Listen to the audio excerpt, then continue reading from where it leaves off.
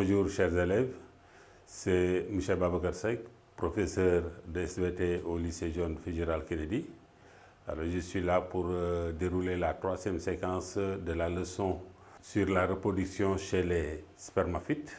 Alors cette séquence porte sur l'organe reproducteur femelle et formation du sac embryonnaire. Le premier point, comme vous le voyez ici, porte sur l'organisation du pistil. On va commencer par une activité. Le document 5 montre un pistil coupé longitudinalement. Le document 6 est le schéma d'interprétation de la coupe longitudinale de pistil. Donc c'est le pistil coupé longitudinalement qui a été schématisé dans le document 6. Le document 7 montre une coupe transversale d'ovaire. Voilà le document 5. Donc c'est la coupe longitudinale de pistil. Et là, vous voyez les différents éléments constitutifs. Alors, du haut vers le bas, vous avez le stigmate. Ensuite, vous avez le style. Vous avez l'ovaire. Et dans l'ovaire, vous voyez bien qu'il y a des ovules. Le schéma d'interprétation, le voici. On retrouve exactement les mêmes éléments. Vous avez le stigmate, le style et l'ovaire qui renferme des ovules. Et vous voyez que cet ensemble est porté par un réceptacle floral. Et vous voyez en même temps que ce pistil est également appelé gynécée. Maintenant, vous avez le document 7. Et sur cette coupe transversale, vous voyez bien qu'on a délimité un carpel. Et dans chaque carpel, vous voyez qu'il y a des ovules regroupés par deux.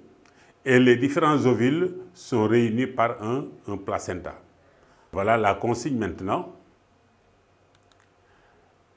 Utilise les informations tirées des documents 5, 6 et 7 pour rédiger un texte descriptif du pistil.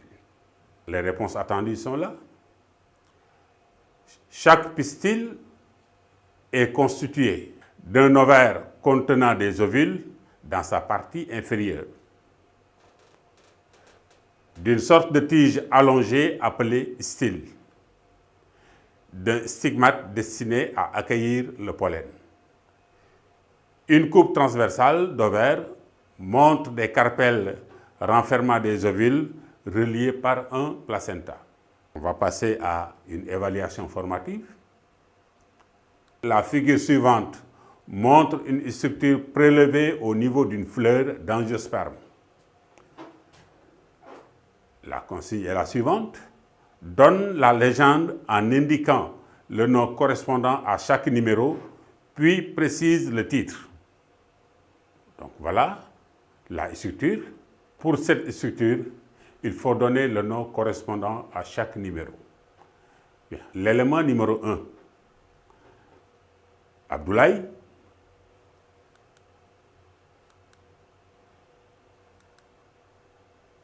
L'élément numéro 1, c'est le stigmate. Le 2, Aminata. Très bien. Le 2, c'est le style.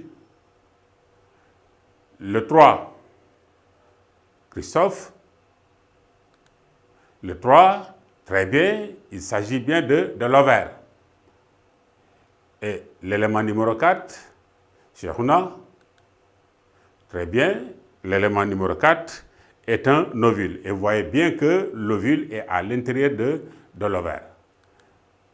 Et le titre, le voici, c'est donc le schéma d'un pistil. Et je rappelle que ce pistil-là, on l'appelle également le gynécée. Très bien. Alors, on va passer au grand 2 maintenant. Le grand 2 porte sur l'organisation de l'ovule. Et là aussi, comme dans le cas précédent, on va partir d'une activité. Il s'agit donc ici de l'activité numéro 2. Le document 8 est le schéma d'ovule d'angiosperme en coupe longitudinale. Le document 8A représente un ovule jeune ou non mature. Et 8B, un ovule mûr ou mature. Vous voyez donc que le document 8 est constitué du document 8A et du document 8B. Vous avez ici le document 8 avec le 8A à votre gauche et 8B à votre droite. Regardez, vous voyez bien la ressemblance.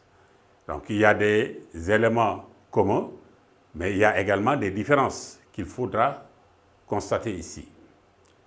Ce sont des schémas d'ovules. Quelle est la consigne? On décrit les deux structures en les comparant. Pour cela, il faut bien observer, bien préciser les différences et les ressemblances entre les deux structures. Donc, vous devez noter les points communs et les éléments qui les différencient. C'est comme ça qu'on fait une comparaison. Quelles sont les réponses attendues? L'ovule est une masse ovoïde rattachée au placenta par une sorte de cordon appelé funicule.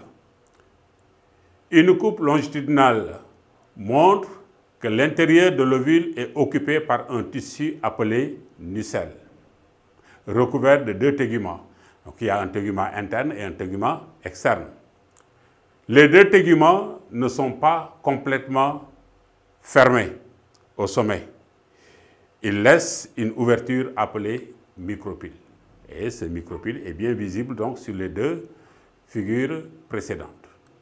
Chez l'ovule jeune ou non mature, le nucelle renferme la cellule mère du sac embryonnaire. Vous avez constaté tout à l'heure que dans l'ovule jeune, il y a une seule cellule à l'intérieur. C'est la cellule mère du sac embryonnaire. Par contre, chez l'ovule mature, près du micropyle, le nucelle renferme un ensemble de cellules qui forment le sac embryonnaire. Et si vous regardez bien, dans ce sac embryonnaire, vous avez 7 cellules. La base d'attache du nucelle au tégument de l'ovule est appelée chalase. Nous allons passer au grand 3 maintenant.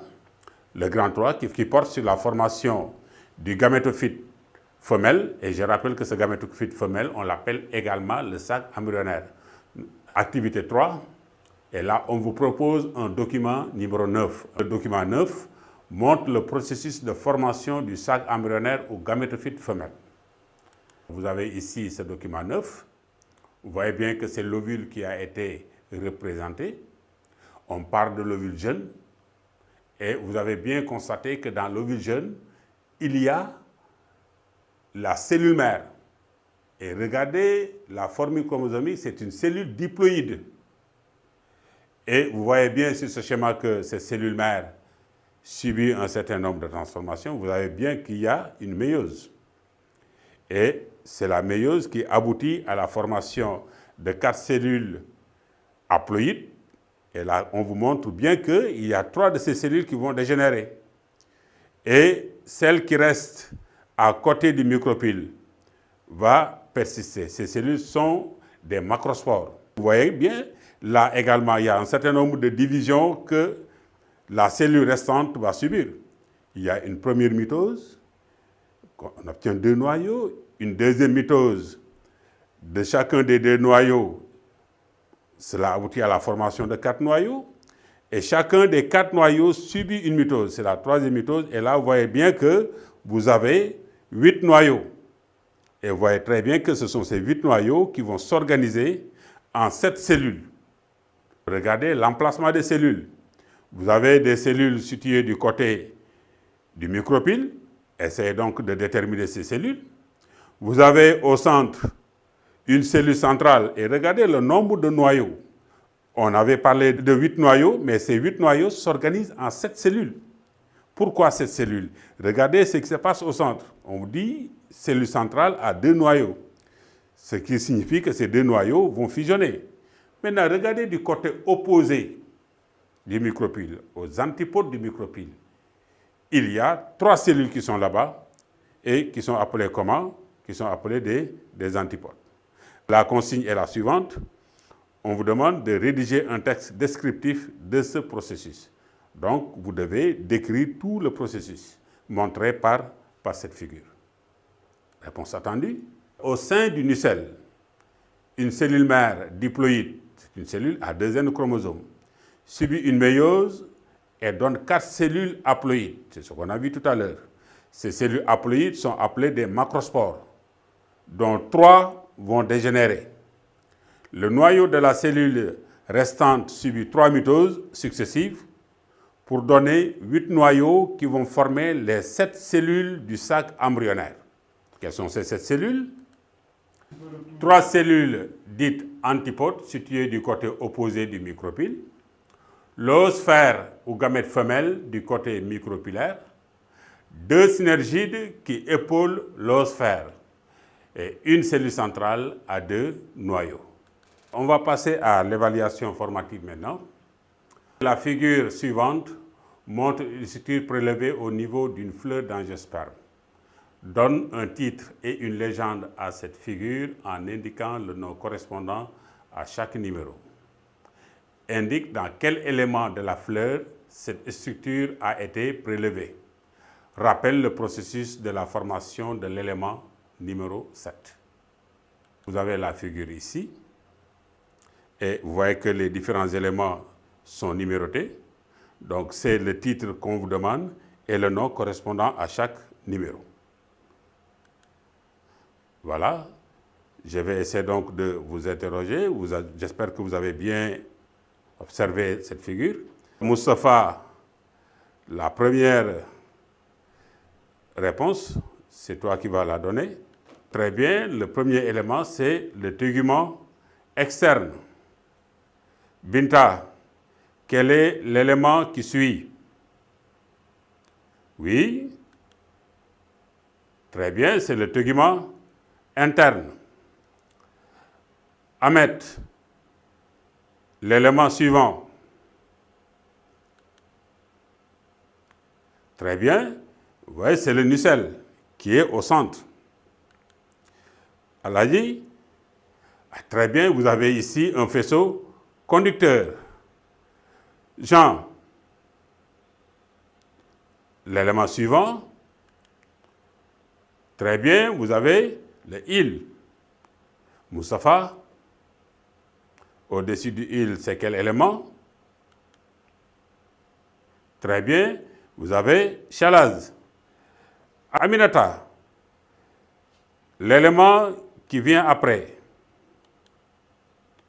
Très bien, il s'agit du sac embryonnaire. Et vous voyez bien que ce sac embryonnaire renferme ces 7 cellules. Claude, le dernier élément. Très bien, c'est le micropyle. Donc, c'est l'ouverture laissée par les deux téguments. Maintenant, quel est le titre qu'on peut donner à cette structure? Il s'agit du schéma d'un ovule. Très bien. La deuxième question.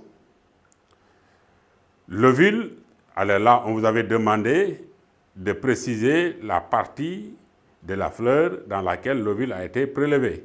L'ovule est prélevé dans l'ovaire, partie du pistule située à la base.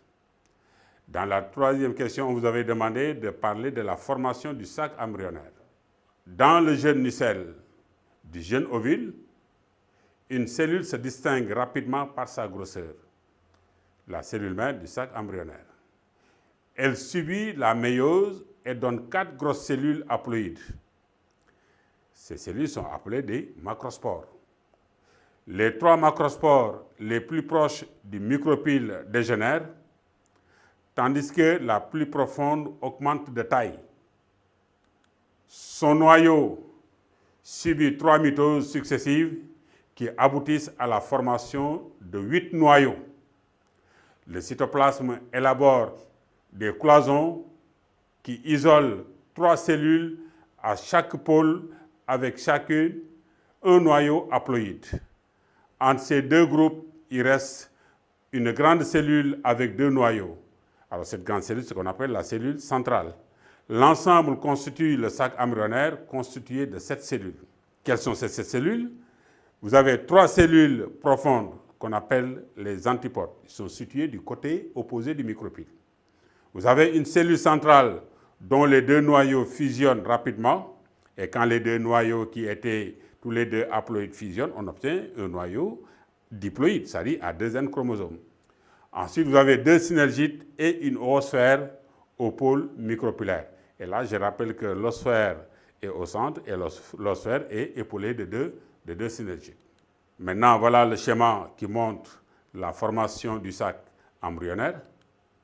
Alors, vous avez la cellule mère Vous voyez très bien que cette cellule mère, elle est diploïde, donc à 2 N chromosomes. Elle va subir une méiose. D'abord, une division réductionnelle qui permet la formation de 2 cellules. Ensuite, une division équationnelle qui permet d'obtenir 4 cellules. Et les 4 cellules obtenues sont haploïdes. Parce que vous savez que la méiose réduit le nombre de chromosomes de moitié. Et maintenant, les 3 vont dégénérer et il y a une seule cellule qui persiste.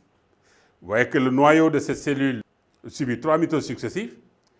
D'abord, il y a une première mitose qui aboutit à la formation de 2 noyaux, une deuxième mitose qui aboutit à la formation de 4 noyaux et une troisième mitose qui aboutit à la formation de 8 noyaux.